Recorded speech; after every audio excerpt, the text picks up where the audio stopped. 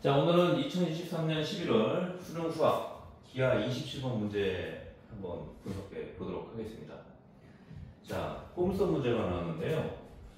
항상 문제들은 읽고 계산하고 또 읽고 이거를 이제 그림으로 만들어 가지고 문제를 풀어내면은 계산하는 것보다 훨씬 수월하게 문제를 풀어낼 수가 있습니다. 그래서 포물선 문제가 나왔으니까요. 포물선 하면은 항상 이제 요거 잘 생각하면 되죠. 자, 우리가 보통 이제 중학교 때 이차함수 배웠잖아요. 그렇죠? 이차함수 꼴은 어떻게 됩니까? 아래로 블록이나 위로 블록이죠. 그렇죠? 얘를 시계 방향으로 90도 돌려놓은 게 이제 포물선이 되는 겁니다. 포물선. 포물선은 이제 이런 식이 되는 거죠. 이런 식. 아니면 또 이런 식으로 되고. 그렇죠? 얘를 90도 돌려놓은 게 포물선이라고 생각하면 돼요. 그래서 기본적으로 이제 y는 ax 제곱 이런 꼴이잖아요. 그렇죠? 이차함수 같은 경우는. 근데 이제 포물선 같은 경우는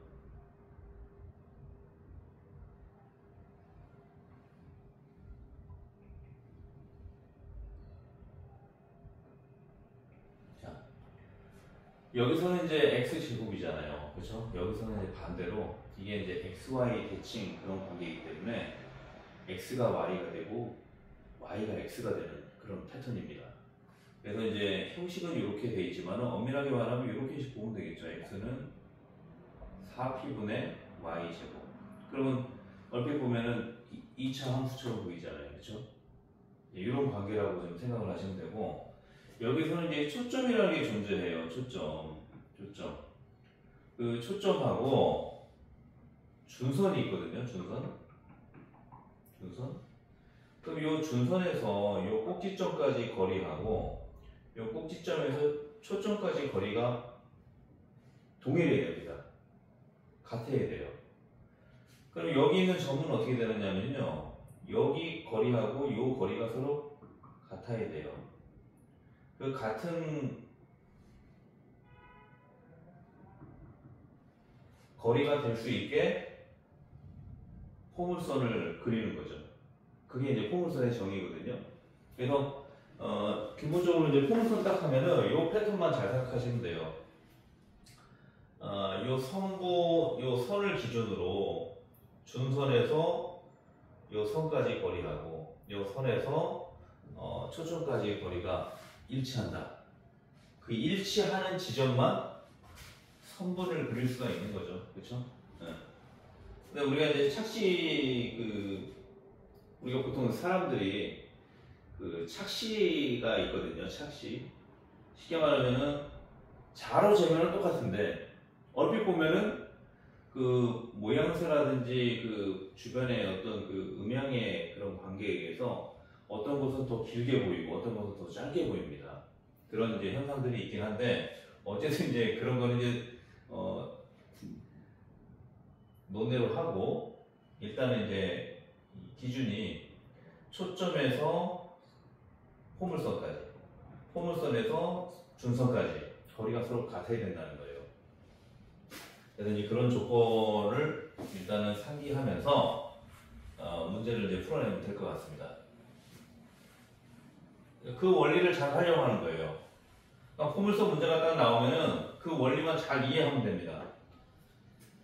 자, 그럼 문제 한번 볼까요? 초점이 F예요. F. 초점 F. 자, 포물선 y제곱은 8x가 돼 있어요. 8x예요. 그럼 이제 포물선의 그 기본적인 공식이 y제곱은 4px거든요. 이게 이제 지금 8x라는 거잖아요. 그렇죠? 그럼 p가 2가 되는 거죠. 그럼 p는 뭘 얘기하냐면요. 초점을 얘기합니다. 초점. 그러니까 초점이 2, 0이 된다는 거예요. 2, 0. 0이라고 하면 안 되겠죠. 그건 이제 2차 함수 그런 개념이 되는 거니까 2, 0이 됩니다. 그럼 이제 우리가 그림을 그릴 때 이런 식이 되겠죠.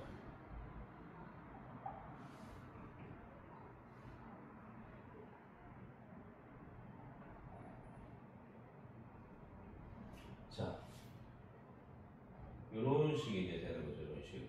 이런 식. 이런 식. 여기가 이제 F가 된대요. 2, 0. 그리고 여기는 마이너스 2 지점. 여기가 이제 중선이 되는 거죠. 중선. 꼭지점을 기준으로 서로 거리가 같아야 된다고 했잖아요. 그렇죠? 그래서 일단 이런 패턴으로 먼저 한번 생각을 해놓고요. 그 다음에 이제 한 점 A가 있어요. 한 점 A가. 이 포물선의 중선에 내린 수선. 자, 한 점 A가 이쪽에 있을 수도 있고 이쪽에 있을 수도 있잖아요. 그렇죠?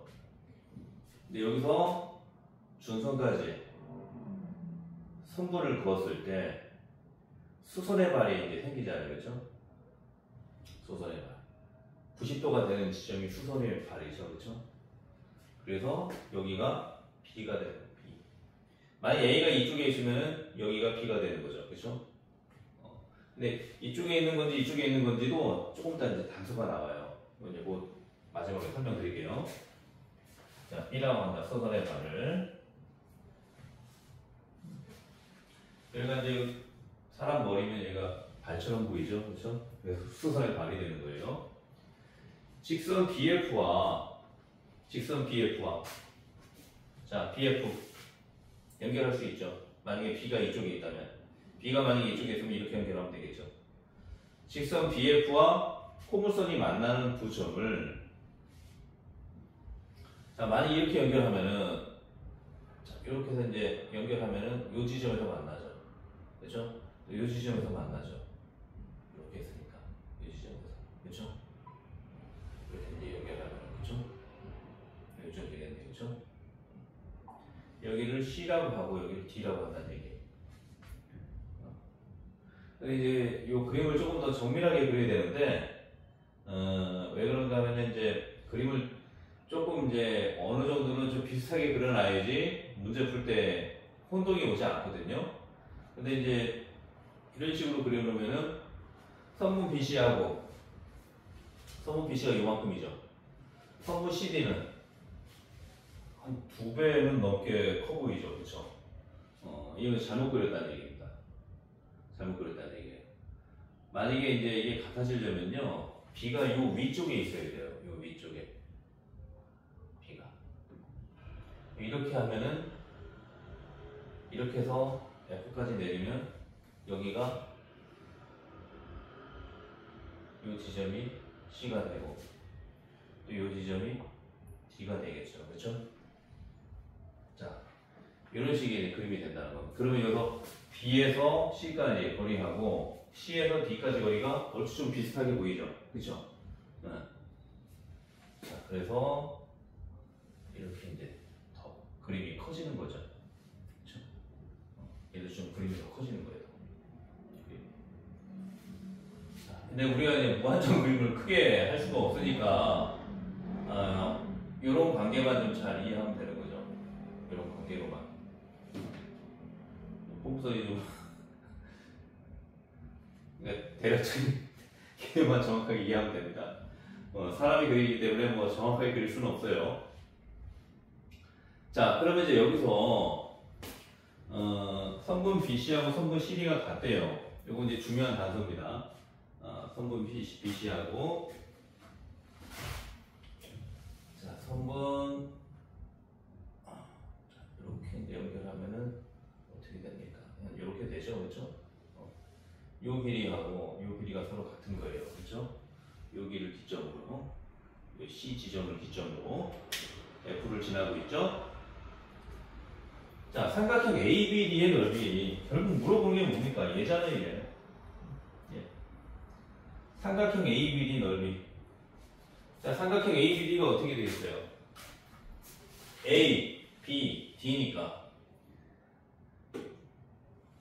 요 넓이 구하는 거죠. 큰 삼각형 나오죠. 큰 삼각형. 역삼각형이네. 역삼각형. 그렇죠? 그러면 기본적으로 이거 먼저 어떻게 해요? 2분의 1 곱하기 밑변 곱하기 높이잖아요. 여기서부터 접근을 하라는 얘기예요. 물어보는 게 이거니까. 그러면 밑변은 뭡니까? 여기가 이제 거꾸로 됐지만은 얘가 밑변으로 보면 되겠죠.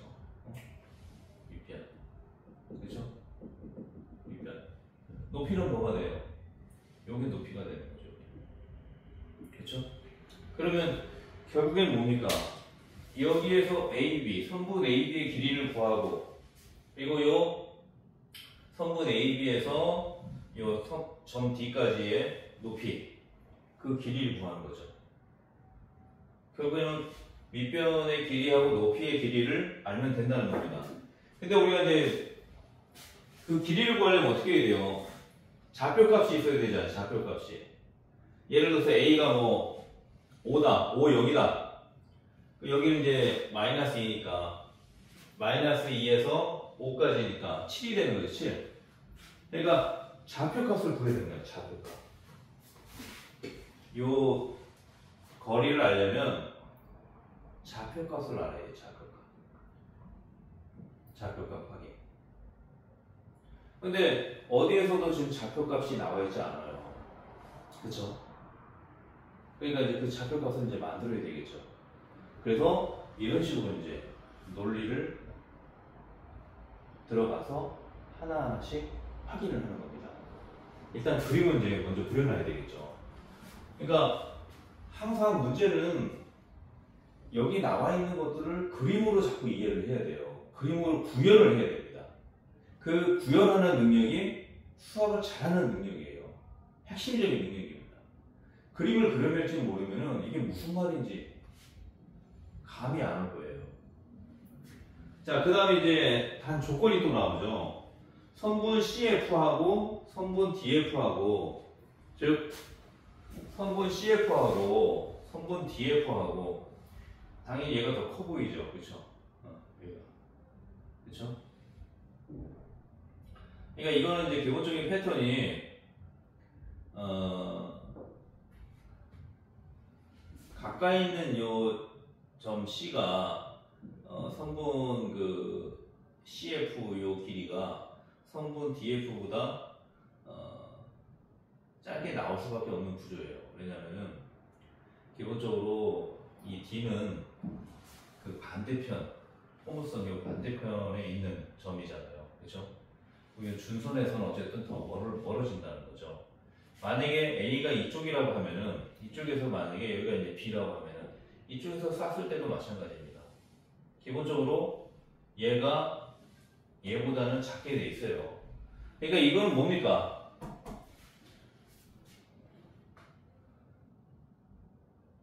어떤 단서가 되는 게 아니라 그림상에서 자연스럽게 나타나는 현상이에요. 예. 그래서 그리고 또 이제 점 A는 원점이 아니라, 당연히 원점이면은 문제를 풀 수가 없는 거죠. 여기가 A고 얘가 B잖아요. 그렇죠? 그래서 여기서 이제 그 선분 F까지 점을 이쪽에서 직선을 이제 그 선분을 긋게 되면은 얘가 C가 되고 D는 없어지는 거죠. D는 안 나오잖아요. 그렇죠? 이렇게 쭉 가는 거니까 D는 만날 수가 없는 거예요. 그러니까 얘도 의미 없는 멘트다. 그렇게 보시면 됩니다. 근데 우리가 이제 왜 A를 꼭 일사분면에다 놓아야 되냐? 여기다 놔도 되지 않아요? 근데 되도록이면요, 수학에서는요, 마이너스를 피하는 게 좋아요. 왜 그런가 하면은 계산 실수가 가장 많이 나오는 데가 마이너스예요. 마이너스가 있는 거. 플러스가 있는 거에서는 계산 실수가 거의 안 나옵니다. 마이너스에서 계산 실수가 나오는 거는 계산까지는 잘했는데 값은 정확하게 나왔는데 그게 플러스인데 마이너스가 되고 마이너스인데 플러스가 되고 이렇게 돼버리는 거거든요. 그러니까 되도록이면은 A를 일사분면에다 놓으면은 다 여기는 플러스잖아요. 굳이 여기다가 A를 넣어가지고 문제를 풀어낼 필요가 없다는 거죠. 괜히 복잡해지기만 하지. 그래서 일사분면에서 시작을 해도 충분히 풀어내는데 지장이 없는데 굳이 어렵게 들어가서 문제를 풀 필요는 없다. 우리가 이제 그렇게 하지 않아도 일사분면에다